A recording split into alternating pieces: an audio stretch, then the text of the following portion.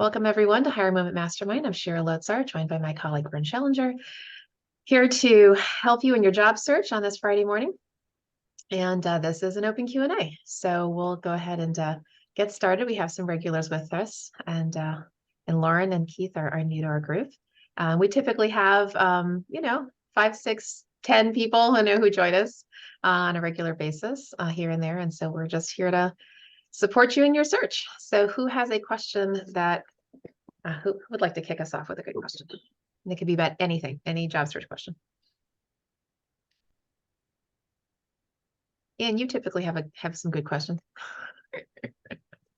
I do. Or an update. Updates are good too. An update from last week. Yeah, you've got some interviews. I know. You're kind of unfortunately, I was not selected for these 2 jobs that I was going after, but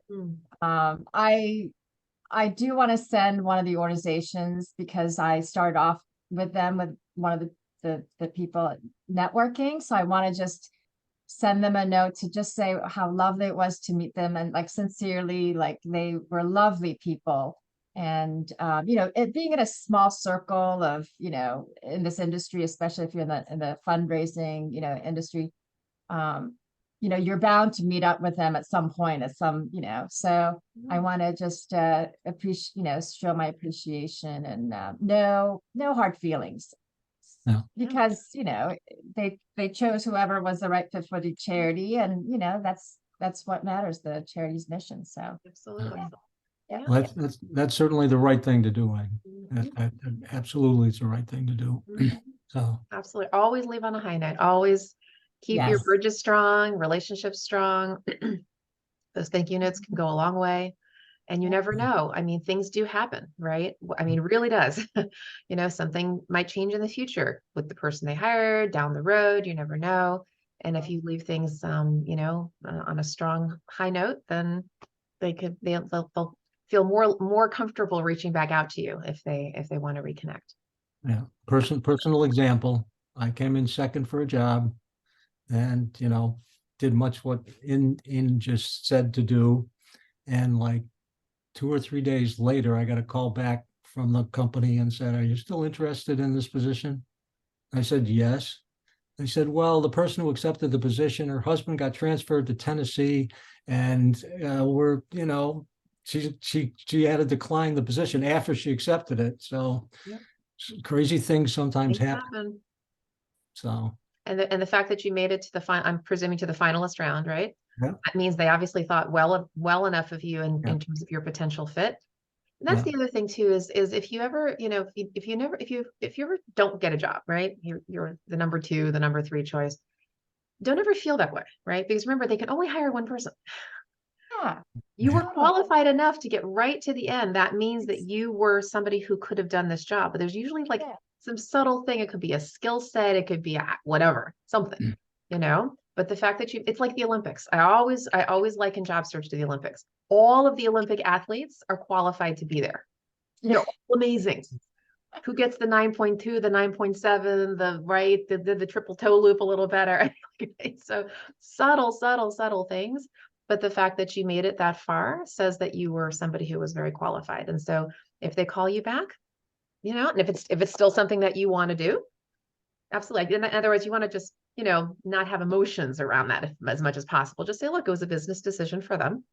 And if you still feel like the job's right for you, then, feel free to reconsider it. The other benefit from approaching it just the way you're doing it is, to Shira's point, they obviously saw you as a very qualified person, have the experience and skills to do the job. They may hear of other jobs. Right. Oh, that happens. It definitely happens. So, they, to stay in touch with them and have them remember you in any way that you can. If they find a job, then you could become top of mind for them. What Vern is saying is so important to know, because executives, HR people will regularly reach out to their colleagues and say, "Hey, do you know of anybody?" And one of those folks say, "Oh my gosh, look, we had a number 2 candidate. She was amazing. Hey, she could be a great fit." Literally, that's part of what's called the job market. So people are constantly networking with each other. and making those kinds of referrals. So for sure, there's all kinds of things, positive things that can happen when you leave on a high note. So thank you for sharing that in. All right. I have a question Yes, ma'am. about LinkedIn Mm. and a banner. The banner The open to that work goes at the banner? top. Yeah. Yeah, You're talking about the open to work banner, or are you talking about the picture, like that big picture behind the your big picture. Yes. Okay. So yeah, I have thoughts around that. First of all, Oh, before I share my thoughts, do you have a specific question about it, or you're just wondering whether to do it? no, I have a specific question because Sure. I changed my banner because it was a conversation because I'm in the job search accountability group in CNM, Yep. and we talked about banners and what they represent and that sort of thing. So I had just picked a generic one. And so I made, When you say generic, you mean like flower or something like that, something neutral? yes, one of the LinkedIn offerings. It was kind of LinkedIn, yellow. LinkedIn offerings sometimes can be very specific, actually. Did you picked one No, that was just because like a nothing, like a total it neutral? no, it wasn't total neutral. It kind of almost represented because when I just looked at it closely, I was like, what does this even represent? Almost represented like work from home and Okay. also like school from home. I don't know. It Okay. had all Okay. kind of little things Okay. in the picture. So I made my own banner yesterday using a word cloud Yeah.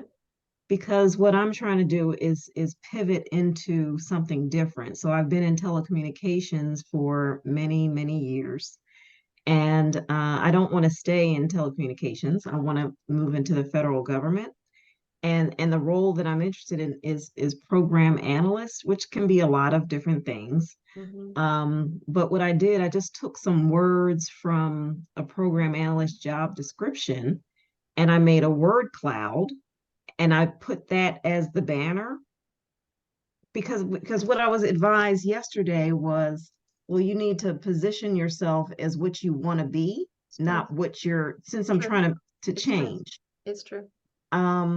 So does that make sense to It you? does. It absolutely does. And what the advice you got is correct in as much as, and this is for everybody on this call, right?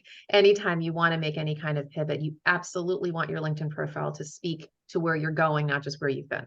So whether that's your banner, whether that is your, the headline underneath your name, your about section, not for I got nothing. to change that That's too. a Yep. big part of this, because the experience section, right, which is your resume at the bottom, you can customize. Of course, you can't customize the name of your company or the title, right? Those are set. In that section, you can, when you're writing your job descriptions, you want to pull from your resume, but even so, you would pull accomplishment stories that fit where you're going. Let me give you an example.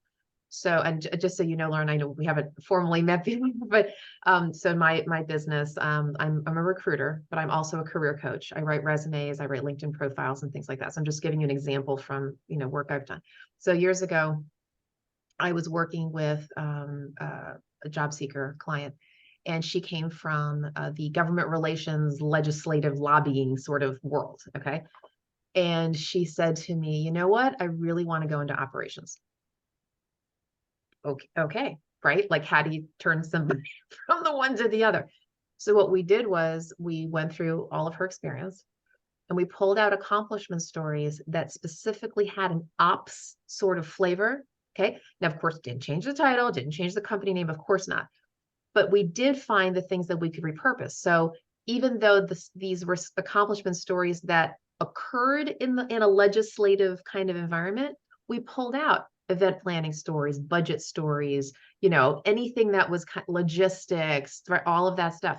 So we only focused on those stories. We retitled her resume as something, aspiring operations professional, something like that. When she networked within her community, that's all she did was she talked about ops. And sure enough, she got a job leading kind of like a foundation, in the association world, but it's operationally oriented, right? So she got out of the legislative thing.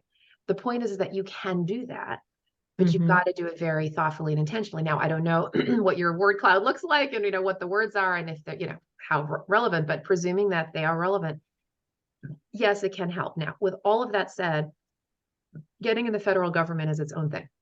Mm-hmm. Very different than corporate. And frankly, that's not my or Vern's specialty. I know enough to barely be dangerous, but I know enough to share with you that, yeah, I mean, sure, go ahead and feel free to brand. The couple things about the federal government. Number one, they do operate within sort of the networking world, just like we do in the private sector. So relationships are very important.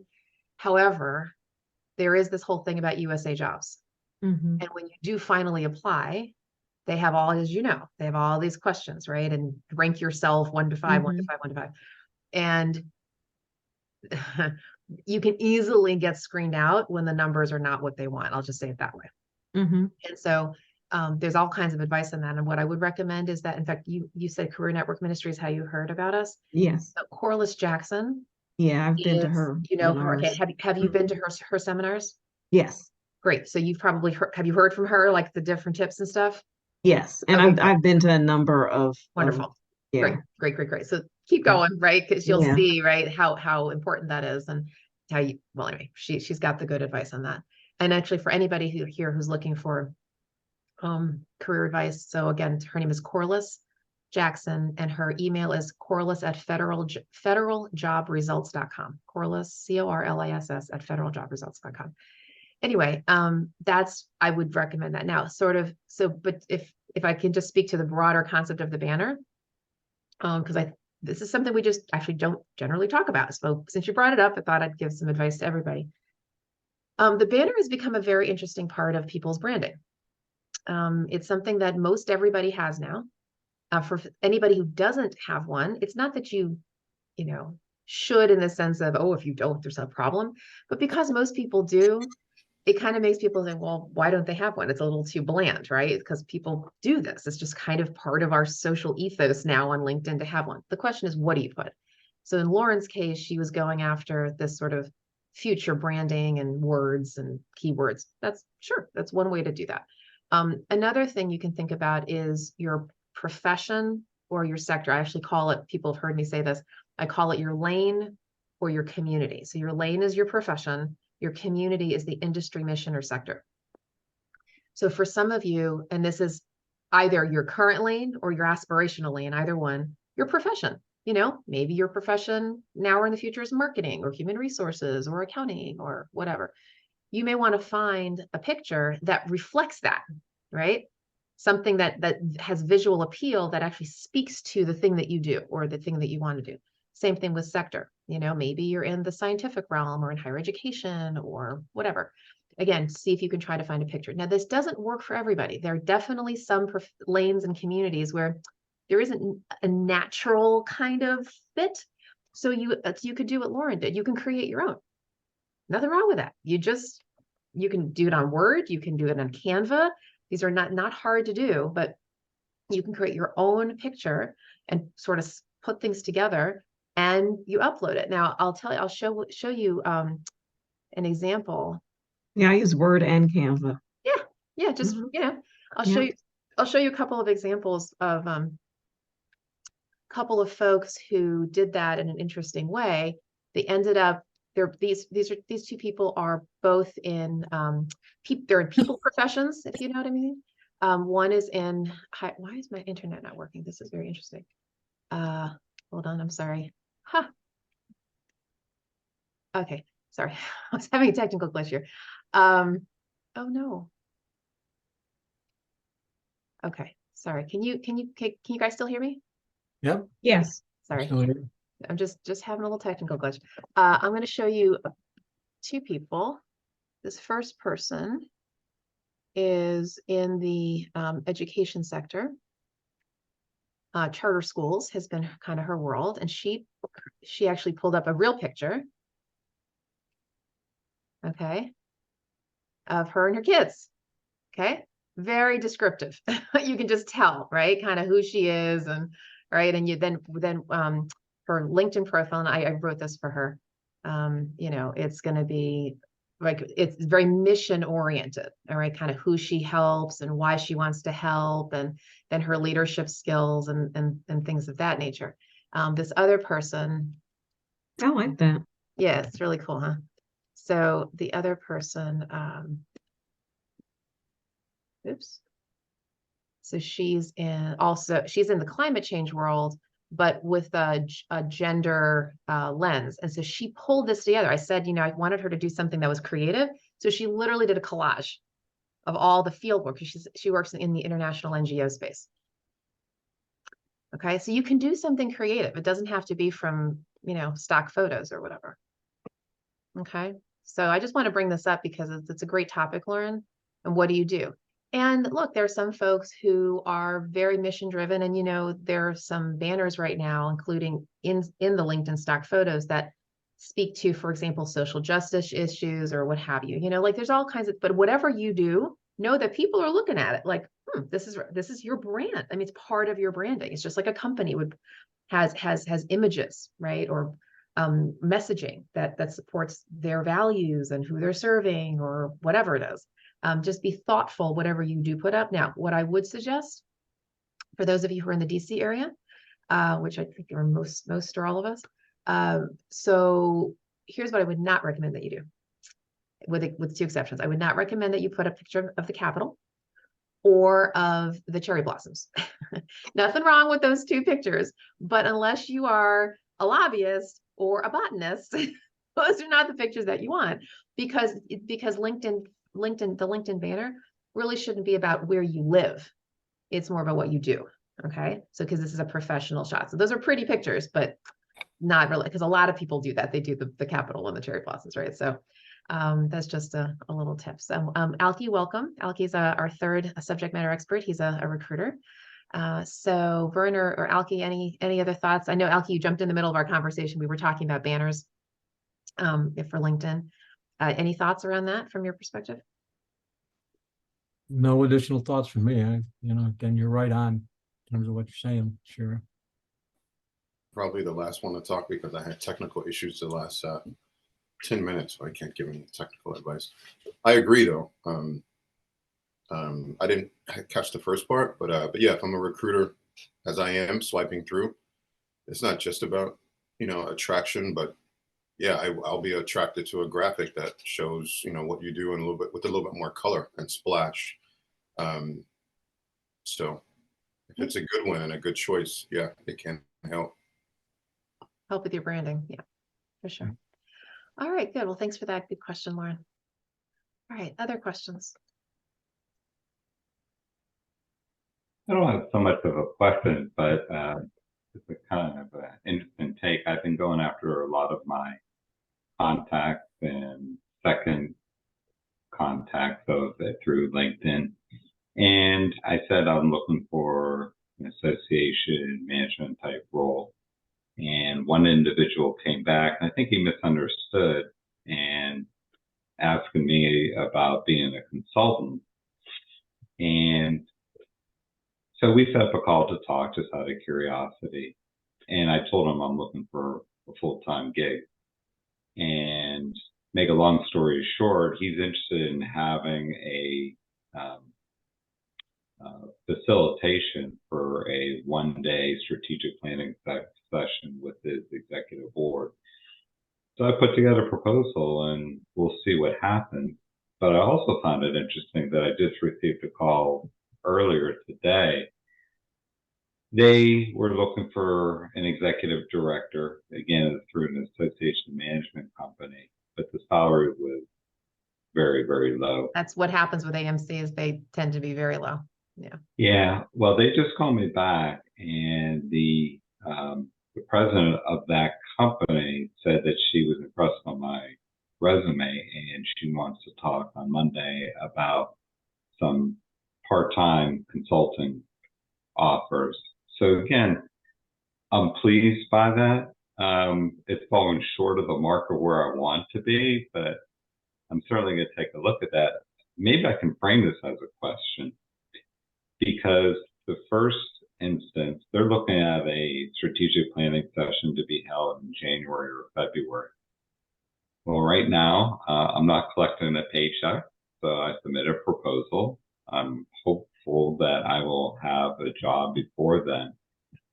And if I were to receive an offer and they wanted me to start before that session, then I would have to have a couple conversations, obviously, to that contractual job as well as to my employer to see if I could still get those days off, and or would it be in the best interest for the other company to pursue another contractor? I think, yeah, I'm sorry, go on. Well, I was just about to say, I want to make sure that I am clear with both parties. For sure. But I don't have anything going on right now, so I feel that Yeah. I kind of have Michael, can I just say you are in Yeah. a perfectly good position, right? There's nothing wrong with anything you just said. And I That's would right. not back away from this potential gig at all. It's the most normal thing in the world. So if you're pursuing a full-time opportunity, you can simply let them know at any point in the process. Look, just so you know, I'm up for a potential side gig, and they'll be like, okay, sure. I mean, you're in job search, right? Like you want to earn a little income. It's not like you have a full consulting firm that you have to ramp down. And if you did, that would be also a normal thing, but it would just maybe be a little more nuanced in terms of the timing. But I would simply say to the employer, look, I have a potential gig. If I get it, it would be January or February. It would take a day of my, time, and just want to let you know that in advance. Happy to take that time unpaid. It's the exact same equivalent as when a candidate lets the employer know up front that they have pre-planned vacation. That's the most normal Right. thing in the world too, right? Hey, I'm going to be out for 2 weeks. Is this going to be a problem? Now, of course, look, occasionally there's a timing issue. Like it could very well be, Mike, that the day that you have to do this, strategic planning retreat is the first day of their annual conference. I don't know, right? Like, I mean, so you would have to work that out in the Right. moment. But in theory, I mean, it's perfectly fine. Right. And Mike, the other thing I would say is again, and Shira says this all the time, when they select you, you are their person. Right. You're their person. So are they going to let one day, get in the way of the fact that they've already selected you and they think you're the right person for the job? Be highly unlikely.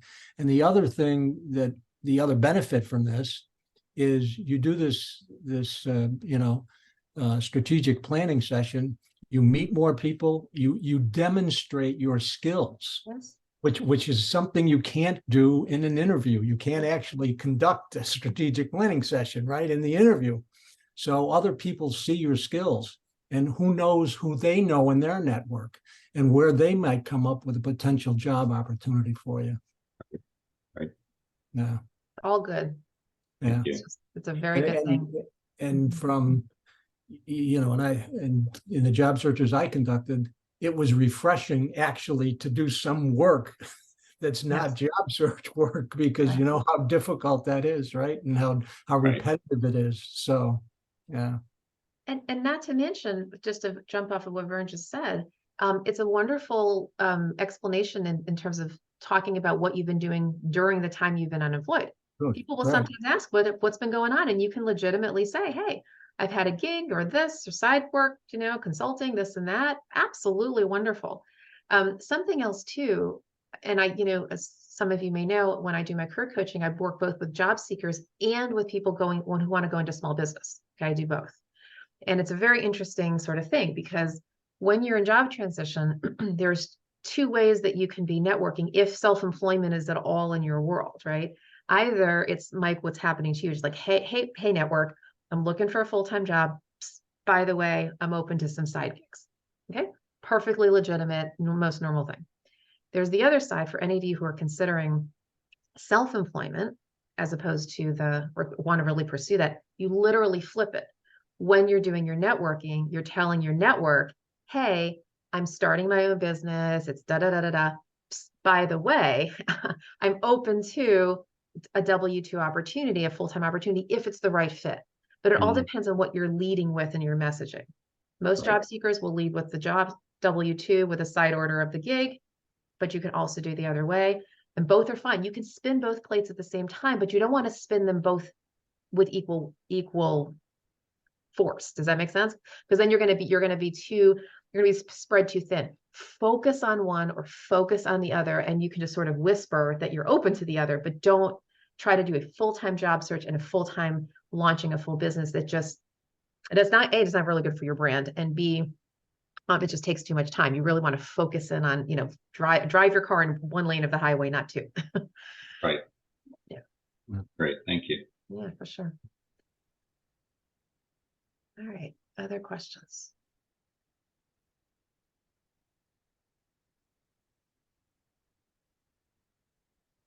Oh, and by the way, Kelly, just on a side note, if you want to stay on for a couple minutes, we can talk about the email that you sent me last. If you're, Sure, that'd be great. if you're open at the end of the call, happy to chat with you about that. That's fine. Okay, great. I have a question about following up with contacts that people that are in a position to hire that are, your first degree contact. Mhm.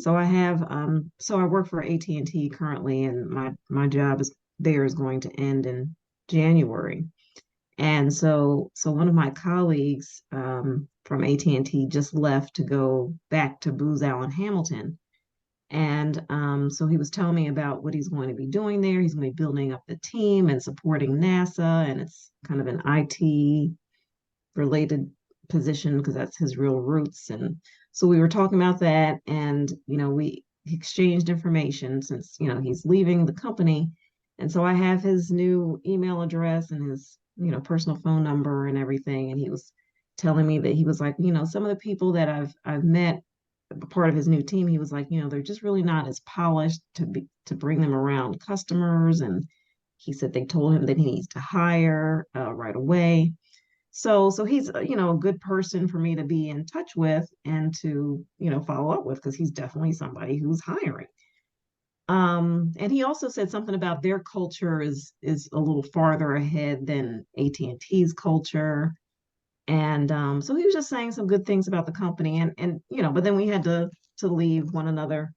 But so my question is, because someone said, well, yeah, you definitely need to follow up with him, have a coffee or lunch. But like, how do you say that? Like, I don't know what words to use to. Tell me before I give you, or we give you advice on that. Tell me what's hanging you up with that. Like, what would you think that you should be saying? Like, what's your ask of him? Because I'm not asking him for, I mean, he knows I'm looking for an opportunity because he knows what's happening within the company, because AT&T is doing this thing where they're asking people to move to Dallas, and it's a whole thing. Yeah. So he already knows everything that's going on there. He knows I'm going to be leaving and looking for an opportunity.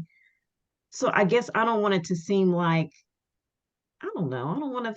Do you feel like you're begging or something like that? Yeah, like, well, Lauren, it's as simple as, hey, it's been really interesting what you've been telling me about Booz Allen Hamilton. Have you got some time to chat a little bit more about it? Yeah, very, very simple. Yeah, got some time to chat. I'd love to see how I could be helpful. And that's true. That's the truth. And in fact, can I just kind of springboard off of this, Lauren, because what you're talking about right now is as much of a mindset, right? It's not even about the words. It's not about you know how to write. You can write something nice and cogent. But it's the mindset. It's this whole thing of, I don't want to impose.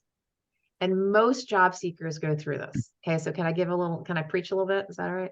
please. Okay. So I'm a good preacher in lots of ways. So look, you work to serve. Yes, you got to eat, got to put money in, but you ultimately work to serve. You are here to help people. You know that. We all know, we would all agree to that. Okay. When you are networking for a job, it's actually not about you getting a job. You think it is. You think I'm like, well, I got to work. I got to eat. I got to this. I got to that. You're there to solve somebody's problems. And you know that the second that you walk in the door, you are there to solve somebody's problems. They've got business goals for you to help them with. This gentleman in your network has business problems he's trying to solve. You could be a solution for him, either directly, because maybe he could hire you, or indirectly, because maybe he just needs a thought partner. Maybe you've got some advice. Maybe you've got some resources. Maybe you've got some connections in your network. When you are networking with people, I want to encourage everybody, shift your mindset from Oliver Twist asking for more gruel, okay, to how can I help you? How can I help you? I'm here to help. You are offering yourself as a blessing to somebody else. Okay. Not an imposition. This isn't like, oh, would you please network with me because I'm looking for a job? No, I'd love to connect with you, whoever you are in my world, right? Because I want to see if you or somebody that you know could benefit from my skill set. I really want to make a contribution. Love to help. And we consultants, myself and Vern and Alki on this call, we're all consultants in the workforce world. Okay. Different versions, recruiting, coaching, whatever. We do that all the time. We're here. We're here to help, right? Now, if somebody wants to work with us more formally, great. We're happy to help too. And if not, that's fine too, right? We're here to help. Okay. This is not it's not about an imposition. You're not imposing on somebody by saying that you want to network with them. All you're doing is saying, what are the kinds of problems that you have that I can help you solve? And in this particular case, he does, because he's already told you he's in transition. He's got some staffing situations. Lauren says to him, hey, Jim, would you want to grab lunch? Love to talk with you more about what's going on at Booz. Maybe I can thought partner with you. That's it. And that's legit. And you have to come into it with that mindset. Does it make sense? You really, it's a service mindset. It's not a Lauren mindset. It's a Jim. I'm making up his name. It's a Jim mindset, right? How can you be there to help him? Yeah. And the mindset that Shira's talking about is very similar to the, Contacts Counts developed 8 competencies. And the very first competency is adopt a positive networker identity. And so what you said, what do I say? How do I say it? I don't know how to start it. And it restricts people. It keeps people from reaching out. And the foundational principle of adopting a positive networker identity is think about the conversation from the standpoint of teaching and giving. The more you teach him about who you are and what you're looking for, the greater likelihood he might be able to help you. And as Shira was saying, the more that you learn about him and his problems and his business, the greater likelihood you can give back to him in some way. Hey, Jim, have you thought about this for this type of problem?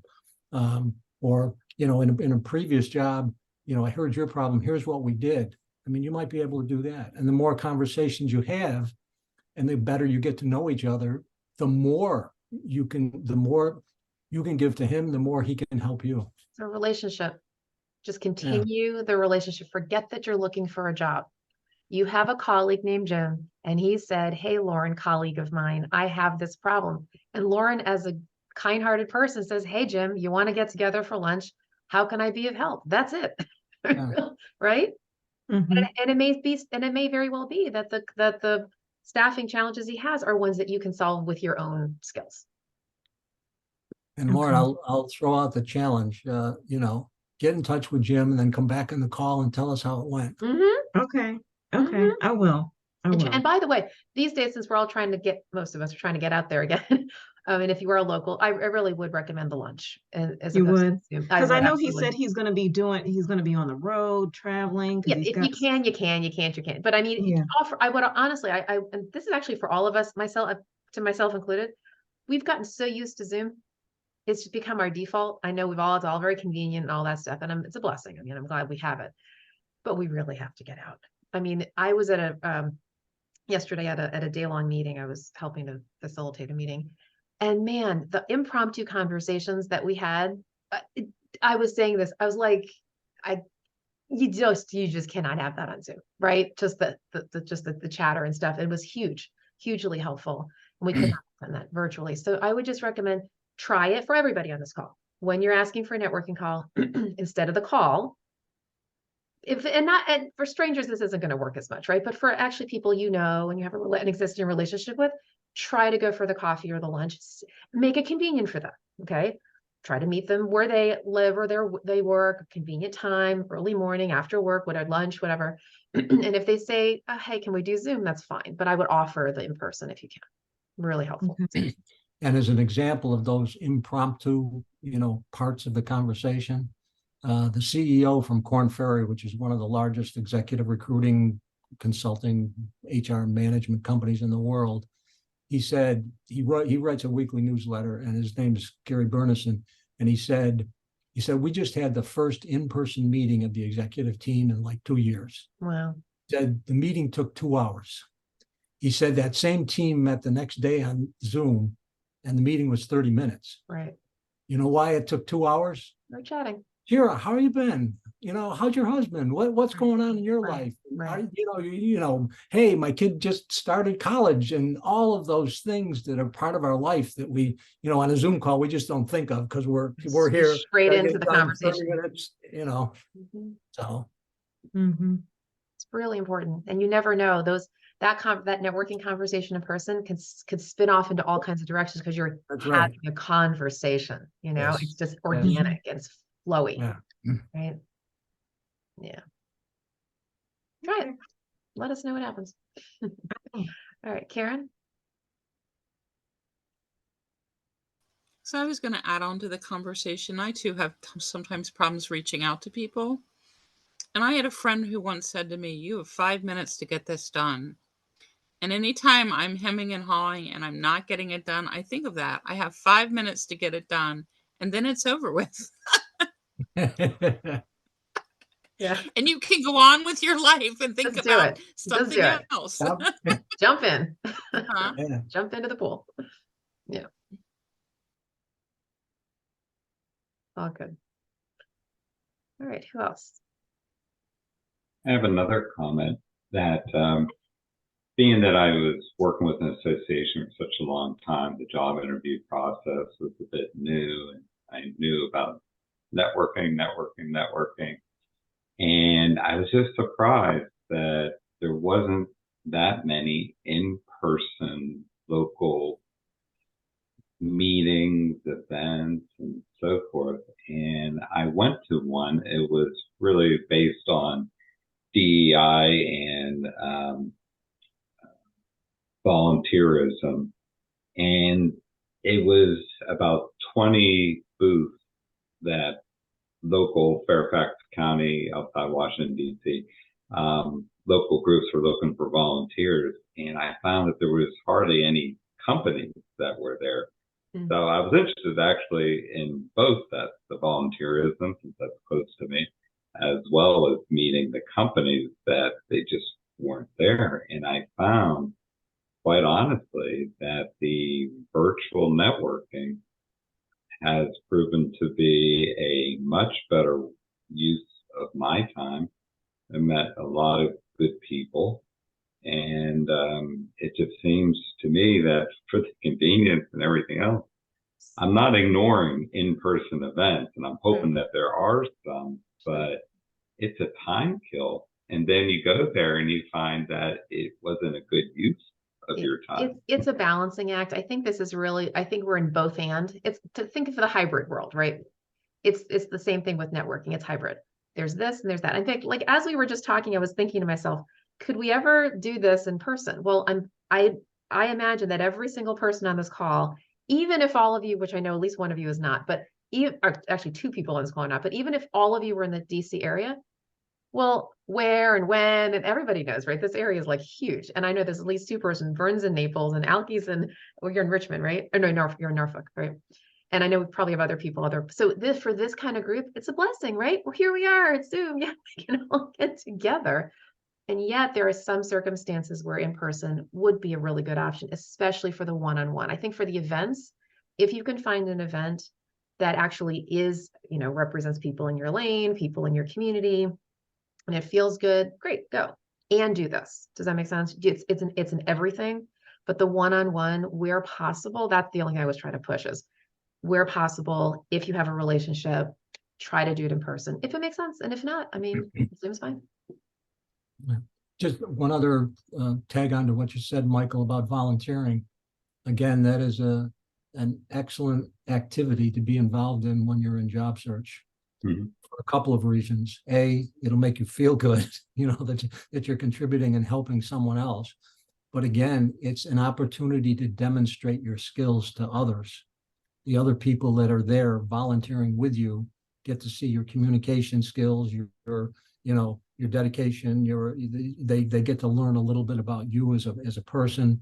And again, who knows, one of those volunteers might know of an opportunity that's right for you. Right. Absolutely. Yeah. Kelly? Yeah, I was looking at a couple positions yesterday, and all of a sudden, as I was going through my LinkedIn connections, yeah, two of them were sales executive leadership, and then a sales manager right there. And so I sent them a message. I'm just waiting to hear back from them. But it's amazing what your network can help you out with. And instead of applying for the job, I can talk to them, get them some advice, kind of go from there, and then ask them how can I help you out with your sales organization, all that stuff too. So, and then there's a networking event on Wednesday. I couldn't make it, but supposedly it was packed, and I think some people are still a little sketchy about COVID and all that stuff. I think most people are just saying, you know what, it is what it is. If we get it, we get it. If not, move on. So I think we're slowly shifting back into whatever the new normal looks like. I don't know if we're quite at the new normal, but yeah, we're kind of getting there. I yeah, think, but that's the other thing too. My husband likes to say, he has this famous phrase. He says, reality reproduces. Whatever our reality is, it reproduces. So when we were pre-COVID and we were all driving around town, right? That was what we did. We went home, and now that's what we do. And to get ourselves back into another frame of mind, it's inertia, right? We have to push against it to do something different. So it's But if just, I can meet someone in person, I'll try to do that. I think it's just more effective. Yeah. Cool. All right. Other questions, thoughts, ideas, things that have worked for you, maybe good things that have happened to you this week in your job search. You want to share a little testimony? It's funny you should ask, because I was kind of sitting on some encouragement of what you guys have been talking about recently, or in the last few minutes. The volunteer thing that Vern mentioned, that's huge, because I've been sitting here in the last 10 minutes listening, and there's so many things that you can do in the meantime. And I think I threw that out at Shira a couple of weeks ago. A lot of job seekers press the apply button and then just sit back. And then, excuse me, when I hear from them again, it's 2 weeks later, 3 weeks later. Yeah, I found a couple of positions that I applied for, but I haven't heard anything yet. It's 3 weeks, and they've kind of just been hitting the buttons. But there's so many creative things that can happen in the meantime that open up windows, doors, connections, possibilities, oftentimes job opportunities and offers. I've done it over my career where I volunteered on purpose because I knew, hey, I get a chance to learn the organization. I get a chance to build familiarity. When I worked on the nonprofit side, on the program side, not as a recruiter, my first career was youth, kids, community, all that kind of stuff. And there's a couple of times that I got jobs just by volunteering first. And when it came time when somebody left or they were going to hire someone, well, they knew me. They trusted me. I had familiarity with the systems on the inside, but I spent my time doing that. And in the meantime, going back to what we were talking to Mike about earlier, hey, make money in the meantime. If you got to pay the bills, but that time could be used fruitful. And I think that's what happens with a lot of people too, is the bills have to be paid. So that stress kind of puts the focus on, I've got to find a job. But if you can go back to some of what Shira was saying is, maybe do some gigging or do whatever it takes to pay the bills, that might free up. I've seen it free up a lot of people who don't have that creativity gene gets pressed out when the bills are due. But there's so many things, volunteering, calling friends, inquiring informational things, offering, thought partners or thought buddy things, opens up doors, opens windows. Because I've seen that happen before too, where a thought conversation turned into, you know what, I want to have you talk to my friend Jack about, helping him fix his thing, or he had and just open up a conversation. And then next thing you know, you're meeting 2, 3, 4, 5 people. So that's one thing I was thinking. The other thing I'll say quickly is just yesterday, I've got a former coworker who's asked me to help her in her search. So I'm officially helping her, find the next opportunity as a headhunter. But she's been looking for a while, and she's a rare bird with what she's done. She's kind of overqualified for most of the jobs that are posted. So I've kind of told her, she's finding a few things that she wants to apply for, and nothing's happening. She's been doing that for a year. I've been talking to her for about a month and a half, and yesterday was the first time that I actually sat down. I put together a list of people that I wanted to contact.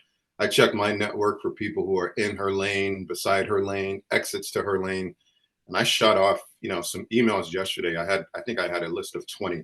Before I could get through my list, people were already inquiring and responding back. But the thing that I focused on was I was looking at each person saying, okay, this one I can send my generic mail. This one, because of what she does and the connection we have, I'll let her know, like we talked about last time on last call. I see we know Kelly.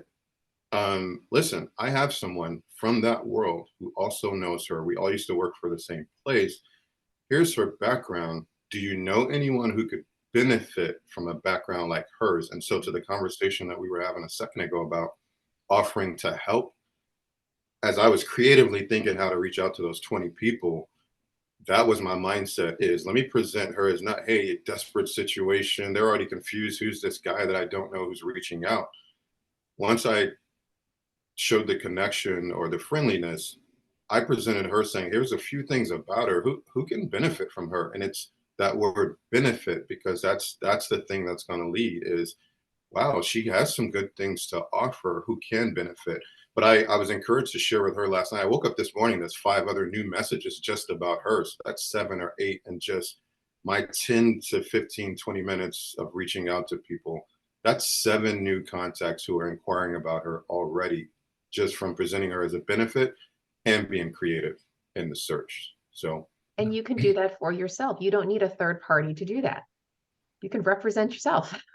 That's what networking is all about, right? And what Elke's speaking to is what we call at Contacts Count, trust-based, mutually beneficial relationships. I mean, the people that Elke has reached out to know him well. They know that if he's recommending somebody, this person's, probably a really qualified, good person. Yeah, if I can help Elke and, maybe help this person, I'm going to get back to him. And it's just, again, the tagline for Contacts Count, the power of human connection.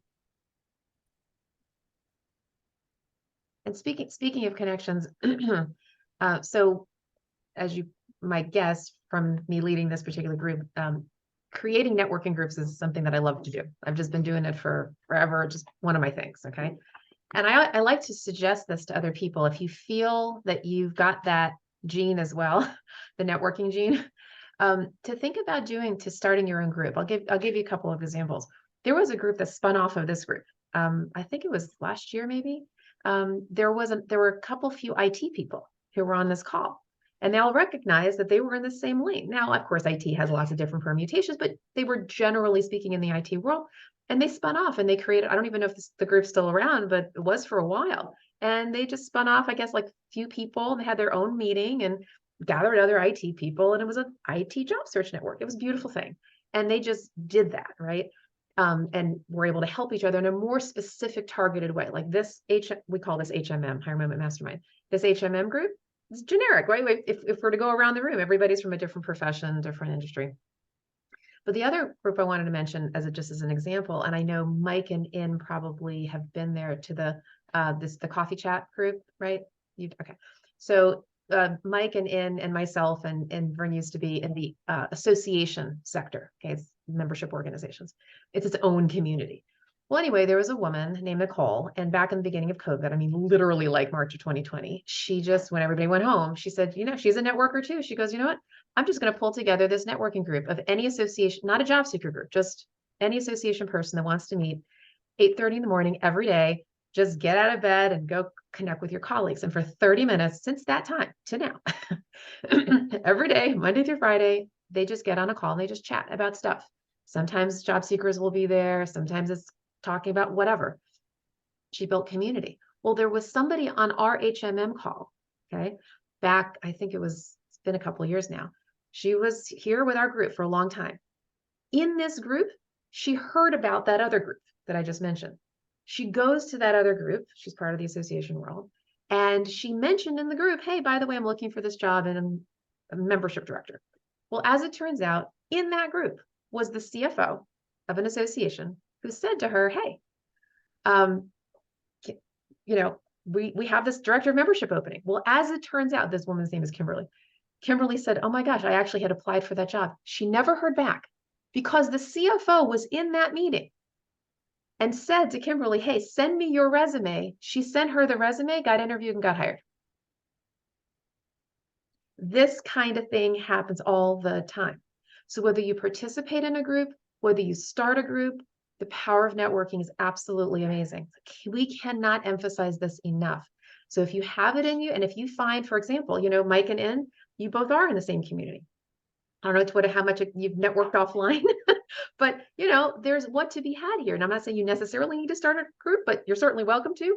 But use this as like a game of, that game Concentration when we were 5 years old. You flip the card, it's a strawberry, and then 3 lines down, there's another strawberry, right? Like, do you have another strawberry here in this group? Always be thinking about that. Who can you help? Who can you connect with? Can you find people where there's some mutual professional interest to see what you can do to support each other? And especially if you can actually go off and create another little fish pond, right, where people can swim. Does that make sense? I hope that's encouraging for folks. Really, this networking thing is just such a beautiful, powerful thing. It almost sounds like a broken record, but I would say maybe the record's not broken. But it's really, to us, it's a beautiful song. I watch myself all the time, because what I really want to tell job seekers is stop applying. I don't want to say that, though, because I don't want to stop anybody from applying. But Mike mentioned the word efficiency. You can definitely apply, but this is where the action happens. This is where jobs and opportunities happen. And it might not be, the word job or opportunity may not come up in the conversation. It could be a coffee. It could be just throwing Frisbee. That's where things happen, though, in these groups and in these conversations. This is where the connections, or you hear something that you hadn't heard before, somebody's name, some company that you didn't even know was out there. I was just talking to a candidate yesterday that I just started helping, and he's here in Virginia Beach like me, but he talked about companies that and mentioned Northern Virginia, and that opened a whole conversation that we had connection about just from him mentioning Northern Virginia. And then I went into, hey, I spent 20 years there, and I'm looking at moving back. And we went on about some other things. We talked about companies that I didn't even know existed in Northern Virginia and DC, and I had been there for 20 years. So things come out of conversations, and we can't encourage you enough to do that. Network, have relationships, build relationships, take walks with people. I got a 5-figure gig once because I was taking a walk with an association colleague, and we were just chatting about her staffing situation, and she mentioned this team building cultural thing, and I'm like, hey, I can help you with that, and a gig happens. Like, you just don't know how you can help people. That's so funny you say that, because there's a new walking club starting in my neighborhood, and they're meeting tomorrow morning at 8:30. And I was like, maybe I should go there so I can get to know some more of my neighbors. And yes, go yeah. Go make friends. Yeah, go make friends. Totally. All kinds of reasons, go bless people. For sure. Speaking of networking, we do this every once in a while, but this is probably good a time as any to go around the Zoom room and actually say what you're looking for, right? Because you never know who in this call could be helpful. So here's how we're going to do this. We're going to do lane and community. All right. So just to remind you, your lane is your profession, either your current profession or your aspirational one. And your community is your industry, mission, or sector. Now, not everybody has a community. That's fine. You might just be, in a lane, and you're cross community. You could do for-profit, nonprofit, whatever. But so if you just have a lane, just state your lane, your current or aspirational. If you have a community, mention that as well. And then you can mention what kind of job lead is good for you. Either a specific kind of title you're looking for. Maybe there's a specific company that you're really targeting, or a specific type of companies, right? Mention that, and you never know, maybe somebody on this call has a connection. So as we're going around the room, jot a note about the name, just make a note, name of the person, what their lane is, what their community is, and if they have a specific request. And then if you know somebody that could help them, raise your hand and say, hey, I've got a lead. And then what we can do is everybody can put, if you're comfortable, put your email address in the chat bar. Okay, name and email, and then people can follow up with you. All right. So I'll tell you who the order that I have people in my Hollywood squares here. Michael, and then Lauren, Karen, Kelly, Keith, and Simone. All right. So I'll give you a heads up before it's your turn. All right, Mike.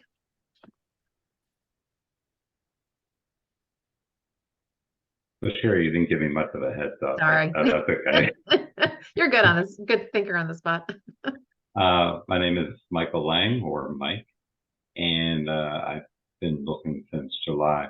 I was with the trade association, and I really like to stay within the trade association lane. And I was a vice president, and I found looking through opportunities, looked like I would have to take a substantial pay cut because I think ageism is a true thing. So I'm actually looking to step up to possible executive director, CEO. It would have to be a small, medium-sized organization. But I think my confidence is actually increasing over the last few months to go and pursue that type of title. So that's where I like to go to in the nonprofit world. Great. Thank you, Mike. Lauren? Yeah, so Lauren Williams, I live here in the DC area in Maryland, and I'm looking to be a program analyst within the federal government, or a federal contractor. And the federal contractors I'm looking for are probably more like medium to large size contractors like General Dynamics or LMI, and I'm still researching my target Fed contractors. And I'm not really mission specific with regard to the agency that I'm looking for, but ideally I'd love to do something like in the energy sector or with children and education. I guess that's kind of where I would, aspire to, but with the federal government, really, I'm just trying to get in and then, ultimately end up there. So I have a connection for you. So if you want to go ahead and write me directly, I have somebody who just became the, I'll just put a C-suite executive at GDIT. Okay, and his name is Paul. And I'll put my email in the chat as well. And feel free to reach out and I will make that connection for you. And he is a great guy. I've actually done this before with him, with folks on this group, and he's such a sweetheart. He'll talk to anybody. Oh, great. Thank you. So yeah, his name is Paul.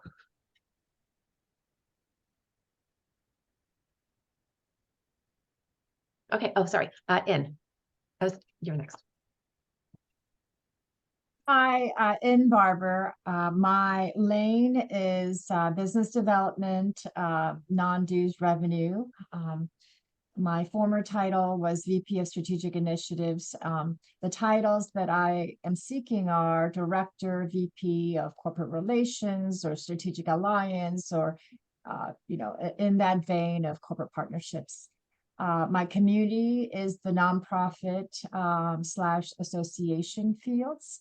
So nonprofit, the 501c3 charity type organizations, all variety. But I've had more experience in the health area because I was with the National Sleep Foundation. So more, I have more familiarity working with pharmaceutical companies and the like. And also associations where, they're targeting growing their relationships with corporate partners. I might have missed it. I was curious, number one, how your when we last left off, you had two things developing, but I want to say you should take a look at my LinkedIn connections, and then maybe you and I can chat too. I have lots of friends from the nonprofit health world, so and strategic partnerships. The places and the people that I know, they're always looking for people to lead that initiative. So maybe we know a lot of the same people. Yeah. Okay. Thanks. Okay, Karen.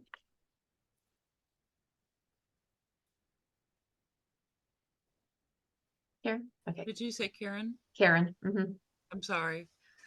So my name is Karen Green, and I have a background in the technology world. And my most recent job was working as a trainer for the Maryland Board of Elections. I'm currently looking for a project manager, program manager role, or even a trainer role. I actually enjoy doing that. And I'm looking to do it probably in the government contracting world. I'm trying to stay close to home. I live in Southern Maryland, so there's a lot of bases around here and National Harbor. So I've been just trying to stay closer to home in my job search. Got it. Thanks, Karen. Mhm. Kelly? Yeah, my name is Kelly Nugent, looking for business development or an outside account executive or inside account executive position in possibly in the IT world. Also, maybe looking at some other opportunities to other sectors and industries. Live in the Washington D.C. area, live in Rockville, Maryland. So information's in the chat. So Thanks, Kelly. Keith?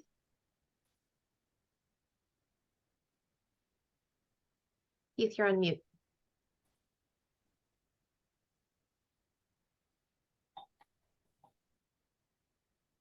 All right, Keith might have stepped away. All right, Simone? Good morning. I was checking the time to see what time it was. Good morning, everyone. Simone Foreman. I think you said lane and then community. My lane, I would say, is contact center, senior leader in a contact center, which means customer service, technical support, sales, customer retention, customer success, those types of things. So anytime you call into a company and you're asked to press 1 for this or 2 for that, the people that you get to are the people that I lead. Been doing it for a long time, over 20 years, so lots of experience. Looking for a director level role, but my community would be telecommunications. So I worked in broadband, internet, TV service providers, that type of thing. But the transferable is anything that is business to customer related that is also transactional. So for instance, if you order, I'm going to use Amazon as an example, although that's not a good example because they don't really take a lot of phone calls. But if you ordered something and you had an issue with it, if you call that company, that would be customer support or customer service. Or if you call a company to buy something from them, maybe you're doing some home improvement. So transactional business to customer sales is my arena. Telecom is the background, but anything that's transactional, moving, things of that nature would be what I would be looking for, because I know I may need to kind of change verticals, meaning come out of telecom and into some other type of transactional. I understand that I may need to take a step backwards to learn that business. So senior manager would be okay with me too, but I've led teams of over 500, so I'm really looking for director or above if I can get there. So, but I've been looking for a year. Alki, you were talking about someone that you know who's been looking for a year. Yesterday was the 1 year mark. So I will take any assistance that I can get. So 2 things for you, Simone. First of all, I'm putting in the chat an association called SOCAP International. I'm not sure if you're familiar with them. They are the professional society for your profession, for your lane. Customer service, customer care professionals. So those are the folks to network with. I don't know if they have any local chapters, but certainly at a national level, they could be a place for you a pond for you to swim in. And the other thing, just you mentioned telecom, and Lauren, you mentioned telecom, strawberry to strawberry, right? Yeah. So while I'm still at AT&T, you know, if anybody finds a position, and because I'm going to be there until like the end of January, I mean, I'll do a referral, and because that moves you to the top of the, you know, to the list. But the thing is, you know, they're doing this thing with Dallas, and where that they want that to be a hub or the main hub, but there's still opportunities. There's smaller opportunities outside of Dallas. But if you find something, I'll be glad to refer. So what Lauren is offering herself, as we like to say, she's offering herself as an internal champion. Okay, so it's the name for that, right? So whenever you're looking, if you can ever find a Lauren, always leverage that connection, because they can, you know, flag your resume to the hiring manager or to the recruiter and get you outside of the applicant tracking system. Thank you, Lauren. Sure. Cool. All right, Keith, we noticed you're off mute. I also sent. Oh, sorry, Alki. I was My name is Keith Bryant. I'm currently living in the Nashville, Tennessee area. My background is kind of varied, but primarily in training and operations in QSR and retailing. I've also owned businesses, 3 different businesses within those sectors. And so what I'm really looking for at this point is a role around coaching, counseling, perhaps some training development, things of that nature. Great. And I know that you're a connection of Vern. So Vern and I go back a long way. Vern is in your Long corner. way. Yeah. Like 45 years. Yeah, he's a good person to have in your corner. Absolutely. Well, and Keith's an example of, again, what we call a dormant relationship. When you've had a really strong relationship with somebody from 15 or 20 years ago, and Lauren, here's another mindset thing. Oh God, I could never call them. I haven't talked to them in 15 years. But the fact of the matter is, all you need to do is reach out and say, hey, I saw your LinkedIn post and we haven't talked in a long time. And can we catch up? Can't even tell you how many times that has happened to me. I don't know about y'all. I know Vern, we talk about this on this call all the time. It's just that whole blast from the past relationship. You never know what could happen with that. In fact, that's why Vern always often says, this is why he's here on this call. Because he and I were part of the human resources community for years and we just lost touch, like normal. And somebody on this call said, who knew Vern, said, hey, Vern, you should, see if you can volunteer with this HMM group. He's been with us ever since. So, yeah. This week, as a result of talking to Vern a couple of weeks ago, I was able to connect with 2 former colleagues that we all worked with Vern back 40-some years ago. And one of them surprised me greatly when he sent me a text and included a photograph in the class roster going back to 1983 when I was in his class at Dunkin' Donuts University. Still had it on file.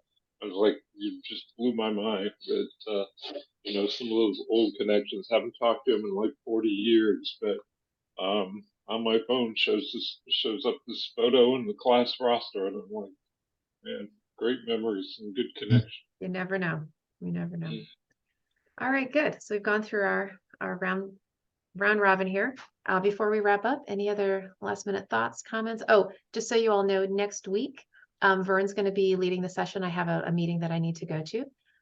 So he'll be in charge then. And, but other than that, any other questions, thoughts? Are we good? Okay. So for those of you who are new, I'm going to officially end the call here. However, for those who want to stay on for a short prayer call, I'll be leading that for those who'd like that encouragement. Okay. Otherwise, we'll look forward to seeing you all next week. Have a blessed day.